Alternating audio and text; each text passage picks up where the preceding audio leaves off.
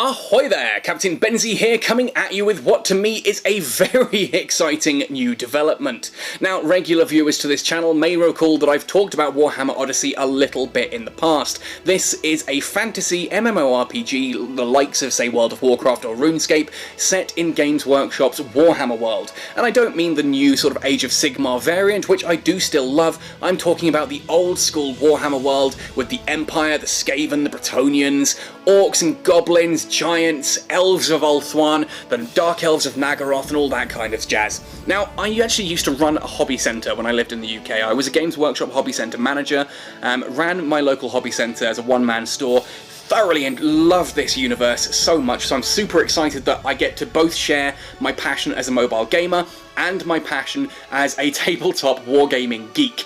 And it takes me right the way back. I left that job back in 2014 when I relocated from there, just before I came out to Zimbabwe. I do miss it. I do miss the hobby. Obviously, no one out here does this, but I'm going off topic. Warhammer Odyssey is here at last, and I wanted to showcase what is going on with this, just show you what it's like with the character creation, and talk about the starting classes, and what you might be interested in on day one when you get in on this, because I'm playing this actually now here in the beta. The game is set to launch currently on February 22nd, 2021. I really hope it does. Now I'm going to jump into the characters menu here, if my internet allows to keep up with this. Things are a little bit ropey for me here today, but I thought it'd be good fun and just to showcase here. I'm going to delete this character here.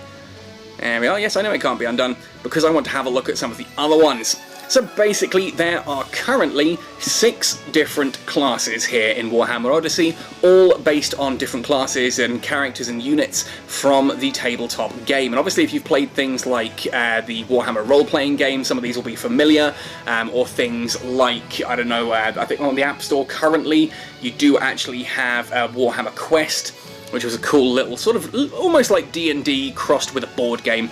That's all here as well, and these should be familiar to a lot of people.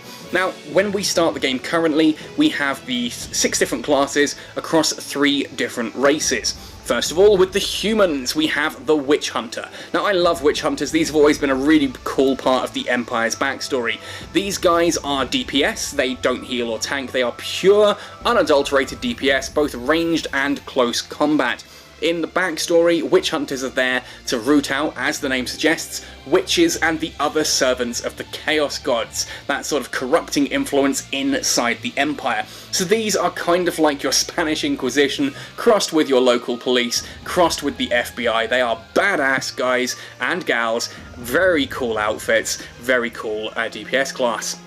The other one here is the Warrior Priest. Again, we have a male and a female version for this, and you can do some character customization later on, and these have 2 different playstyles. As it says here, Order of the Silver Hammer, which is shielding allies from enemies with taunts, crowd control, and defensive buffs. That is a tank class. You stand at the front, you make sure that everything keeps hitting you, and you smack it back with a twin-handed warhammer. Look at that thing. It is a beastie weapon. I would not want to be cracked on the noggin with that.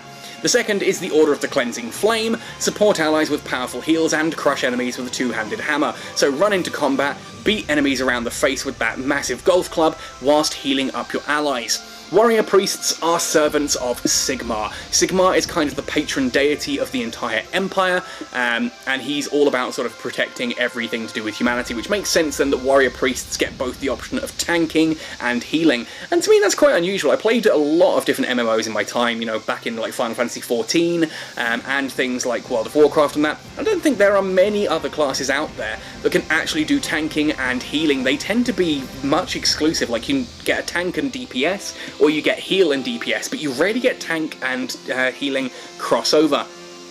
Then if we move on to the dwarves, we have Slayers. Now Slayers are dishonoured dwarves that have basically sworn an oath of vengeance or something like that, where they go off and try to die a glorious death in battle, either by killing trolls or dragons or demons or whatever the heck they can. There are basically lunatic, mad bad guys, and these are some seriously cool character models. Look at that axe. look at that axe. She just means business. It's like, you know, you don't call either of these guys short. And of course the Slayers, they tend to dye their hair bright orange as a mark of their tropes. And here, again, Slayers, you've got Dragon Slayers, which dual-wield axes for high sustained single-target damage and reliable crits. Troll Slayer, AoE damage with taunts and damage resist abilities using a two-handed battle axe. So again, we have a tank class here with the Slayer and DPS. And big axe, hit enemy, big axe, win. Second dwarf is then the Engineer. Now this I actually quite like. The character I just destroyed was an engineer. I only just sort of did the tutorial with her before rolling my Witch Hunter and starting there. Engineers, these are DPS and support, so obviously you can see she's carrying a little rifle there, or a big rifle, depending on your definition. These guys are all about the support with special turrets that they can put up. Those turrets taunt, debuff, and slow enemies, amongst other things. Not quite a full-on tank, more sort of a supplemental tank. God, that backpack. Can you imagine having to lug that everywhere? And I love the fact that it actually looks like a dwarf in a helmet. You've got the horns coming out the top there, you've got the nose plate coming down the middle, the eyes on either side, and then what looks almost like the moustache, the teeth, and the beard coming out the bottom. Just beautiful little character designs, these. Otherwise, Powder Smiths as well, high single target damage and multi-target damage with powerful rifle and gadgets. So you're there either to support your party or just to shoot things in the face from a distance. Now, talking about shooting things in the face from the distance, let's move on to our first elf, a Shadow Warrior. These are high elves, originally from the land of Ulthuan, up at Nagaraith, which is one of the northern things where they tend to fight off a lot of dark elf incursions and invasions. Now here you can see we've got a really cool male. I've always been a bit dubious of the helmets on the elves. I am glad, however, that you can actually turn helmet graphics off in this game. Otherwise I don't think I'd ever roll a Shadow Warrior if I had to run around with a helmet that looks like that. But hey, there we go. Male and female models, both very similar. Big bow, high damage here. All to do with that, ambushing enemies with precise long-ranged bow attacks and crippling movement debuffs, or use stealth to weave in and out of combat and strike foes from behind. Because yes, these guys do get like dual-wielding glaives and daggers and stuff as well. These are much more your typical rogue/ranger. If you want to shoot at enemies from a distance like a hunter in World of Warcraft, like a survival or marksman hunter in World of Warcraft at least, then the Shadow Warrior is kind of your thing. If you've played as a thief or a rogue and things like that, the Shadow Warrior also probably fits that playstyle quite nicely. The Engineer is actually kind of a nice little mix between a hunter and what they called shaman, sorry, from World of Warcraft, thanks to those turrets. Finally then, we have the Archmage, and these guys are just badass. Master of Heavens gives you the ability to call down all kinds of destruction on your opponent's head. Again, just look at that, this guy means business. That is not a guy to be trifled with. Slightly pointy hat, but I do love the staff and the robes are really cool. Master of Heavens is all about single and multi-target damage spells, long-range DPS, bring down the fury on your opponents. Master of Life then is all about healing and keeping your party alive. So again, it's like I mentioned earlier, you tend to get healer and DPS crossovers, and that's right there in the Archmage. Really cool character. Which one of these do you think we should roll to talk about what the game is actually like? Well, actually, we're going to do a little bit of multiple. I'm going to jump in and just showcase some of the character creation here as well, because I really think this is surprisingly good for a mobile game's character creator. Under the faces here, you can see we've got 5 different versions of the faces, and this is pretty much the same across the board with all of the different characters, whether they're male or female, elf, dwarf, or human. You get all those different variants there. We're going to go with 3 here for the time being. Variant skin colours if you want to be a pallid, pasty thing, or if you want to come down to a little bit more darker skin. There we are, I can go all the way down there. Obviously elves do go down to sort of quite a greyish skin for the darker. I'm going to sit on about 2 there. Facial details, this is where you can start adding things like different forms of makeup there around her eyes, sort of runic symbols, and all this kind of thing that we can add on as an Archmage, and there's usually a scar or 2 hidden somewhere in the facial details as well. That's quite cool. Oh, I do like that one though. Yeah, I think that's nice. It's understated, it's gentle, but there we go. Then eye colour as well, small detail perhaps, but I like messing with these small little things. It just adds a little bit of variety, and bright blue I think is where we're going. Hairstyle, let's zoom out, spin around, and have a look at the different hairstyles. So we've got the long hair, typical. We've then got a top knot ponytail, a long sort of bushy tail. I quite like that one. That's quite elegant. Another one that's loose with a tied up sort of, I think, is that a fish plait? I'm not good at this. I can hear my niece screaming it in the distance somewhere. She knows her hairstyles incredibly well. She'll be able to tell me better. And straight hair there. I think, in fairness, it's going to be that long one there. What different colours do we have? This is currently set on 4 with sort of a soft grey. We've got auburn, sort of the light flax and gold, gentling greying, dark, light hair, going into the darker greys and the blacks. I quite like, where was it? There we are, that sort of soft greyish brown colour there. And then you can mess with her height, so we can go for a super tall elf or a human elf. I'm going to go for a middling of 3. And that gives you an idea. There she is, and we go to sort of review that. There she is in her starting gear. And how cool is that? That's a really cool model for a mobile game. That's awesome. Anyway, let's jump back, have a look at some of the others. Let's have a look at a Dwarf Slayer. We'll do the male for this one. Again, we've got the standard face here with a couple of different options. Slightly more full cheeks. Very sort of more aggressive there, and there we are with the big furrow lines. I like that one. Nice aggressive dude there. Different skin colours. Again, we're going to go a nice dark one here, because I like to think that this guy's been underground and sort of with the forge around for quite a bit. Maybe in his before becoming a slayer, he was a blacksmith. That'll do me nicely. Let's have a look at the facial details. Ooh, that's very cool facial tattoo there. Some sort of like war paint across the eyes. There we are, and big scars that go right up across the crowns there. That looks like he has taken one heck of a bash on the noggin there. Whoa, boy, that's a lot of scars there. That's a big beating there. Probably a bit too much there and blind in one eye. I think we're going to go for that first one, the straight up tattoo across the eyes.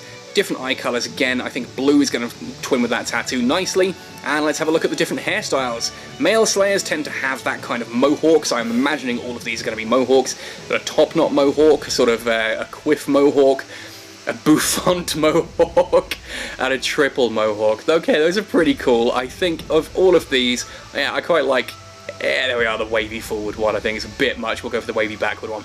Beard styles, obviously to a dwarf the beard is very important. Cutting off a dwarf's beard is, yeah, sign of shame.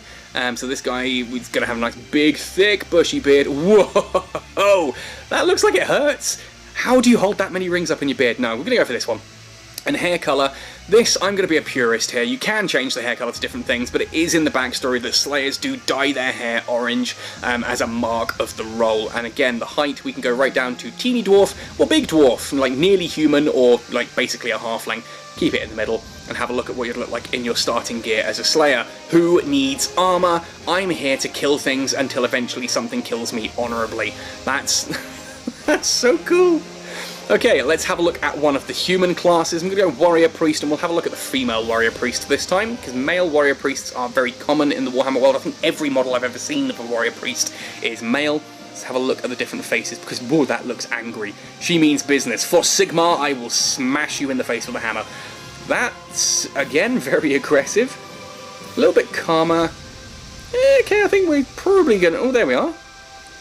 Yeah, means business, stern without being sort of angry.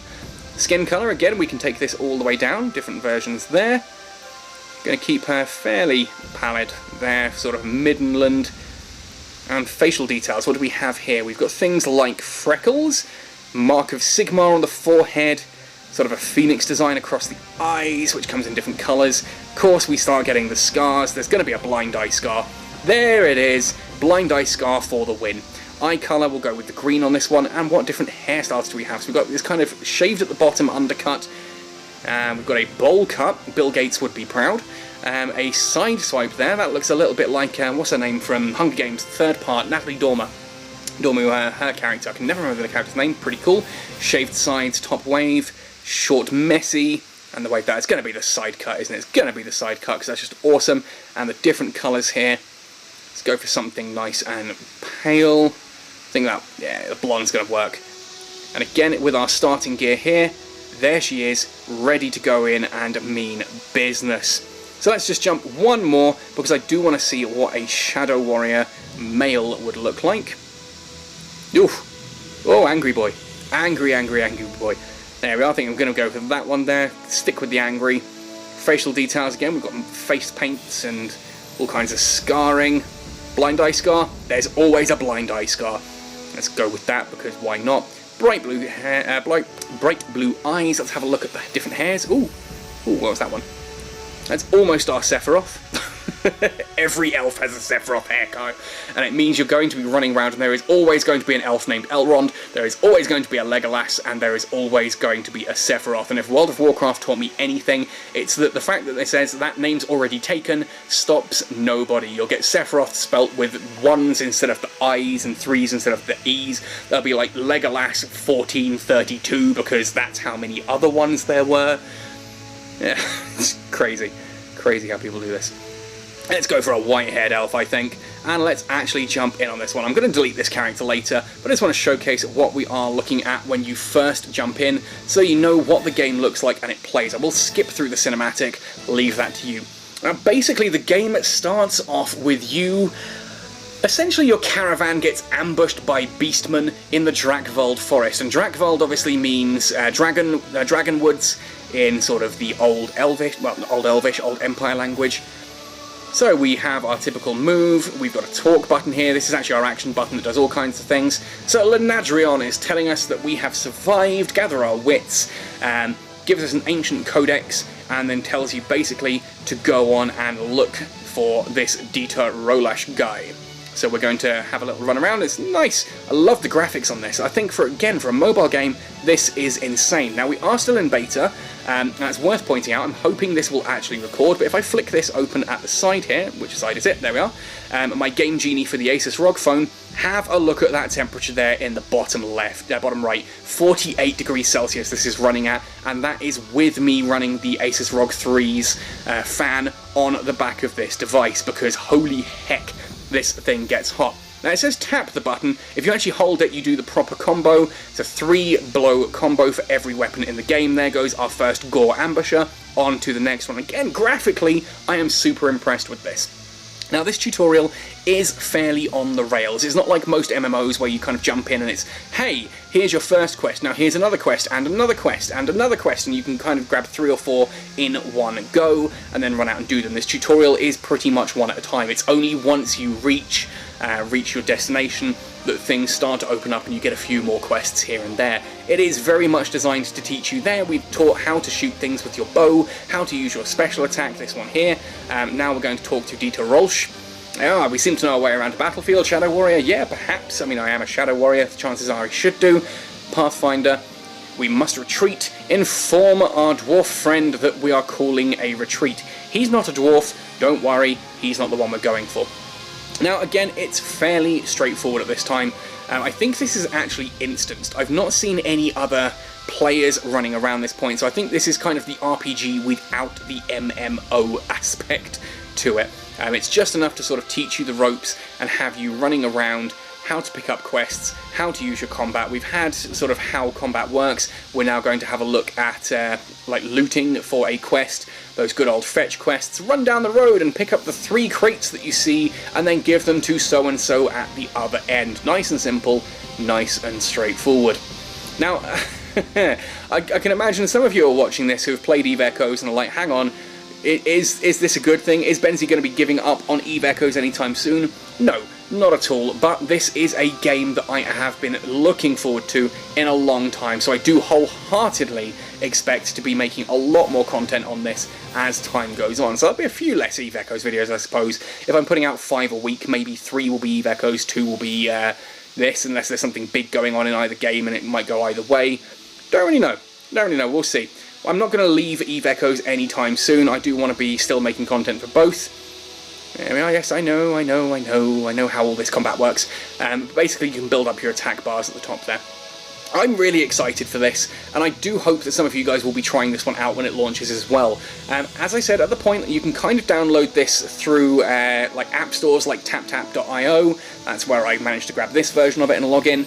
But there will also, obviously, the global launch is supposedly on February 22nd, 2021, when we'll all be able to jump in and actually play together. And if enough of you are interested, this is the kind of thing I may keep doing content on this, maybe set up a guild or whatever they're called in the game here. We can start playing together and go on some crazy-ass adventures in the old world. Now this is actually kind of disappointing for me, because I used to play Beastmen. Skaven were always my main army in Warhammer, but I did have a Beastman army as well. So having to suddenly fight back Beastmen, it's like, oh, I want to be playing as these guys. Give me some Skaven. Heck, oh god, I would love to be able to play as a Grey Seer or a Warlock Engineer or something like that. That would be amazing. But I do know that the Skaven do feature in the backstory here. Of course they do, because we're going into the Empire, and if we're in the Empire, you have the Under-Empire beneath it with the Skaven Ratmen. That's just how these things work, right? It's the Skaven, it's what they do. So anyway, we're going to be running around and healing up these guys. I think that kind of showcases everything here that I wanted to talk about early on, and just talk about the different kinds of things, how this game is starting out, how it's looking, and I love how it looks. Just crikey, I've said it enough times.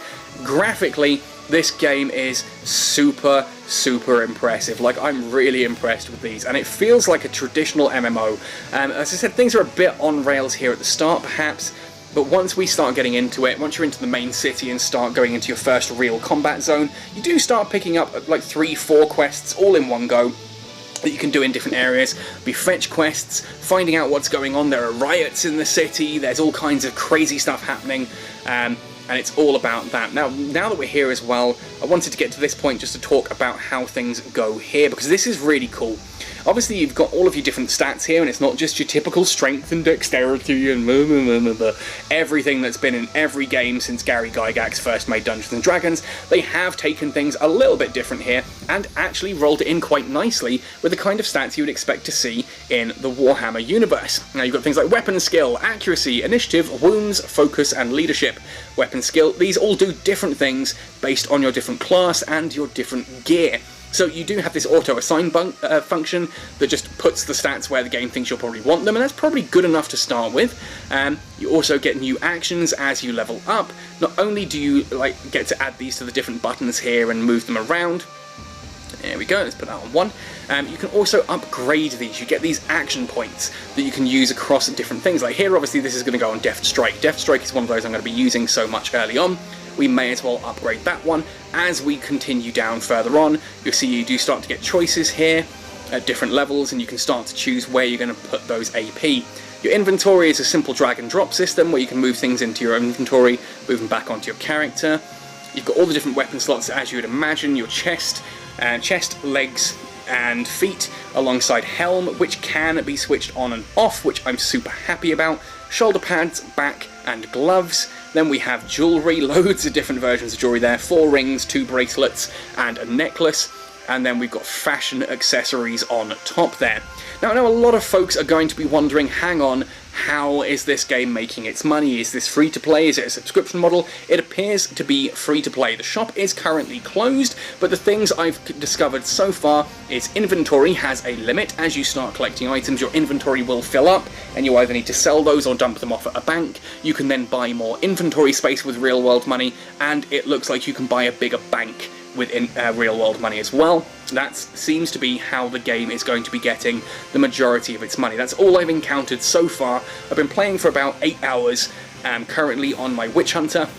You can see Marienburg here. It's a really cool map. It's a beautiful game, graphically stunning, loads going on. I'm still in Marienburg. I haven't actually left Marienburg yet. That's how big this currently feels. For a mobile game, it's pretty big. Obviously, it's not EVE-style huge, but it is there. We've got a lot of different settings and all kinds of crazy things on here as well. You can see I am running this at full specs. That's probably why we're now sitting at 49 degrees Celsius. That fan is going crazy in the background, and my fingers, when I touch the screen, do feel a little bit like they're on fire, and that's something I do hope they get sorted. Anyway, folks, that wraps up everything here that I wanted to say in regards to Warhammer Odyssey. I am super excited about this game. I can't wait for some of you folks to jump in as well. I will be making some content on it. If it does well enough, who knows, maybe I'll have an Eve Echoes channel and a Warhammer Odyssey channel running side by side. I don't know, maybe it might not be worth that, but we'll see. We'll see how we go. Anyway, folks, let me know your thoughts and opinions in the comment section down below. Have you played any of the Games Workshop Warhammer games? Are you into this kind of thing here? You know, did you play Age of Reckoning?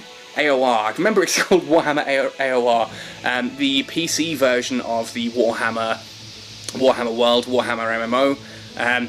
Did you play that? Is this the kind of thing you might be interested in? Let me know all this and more in the comment section down below. Otherwise, folks, as usual, thank you for watching to the end. Happy sailing, and see you in not New Eden. I want to say see you in New Eden. See you in the Warhammer World, I guess.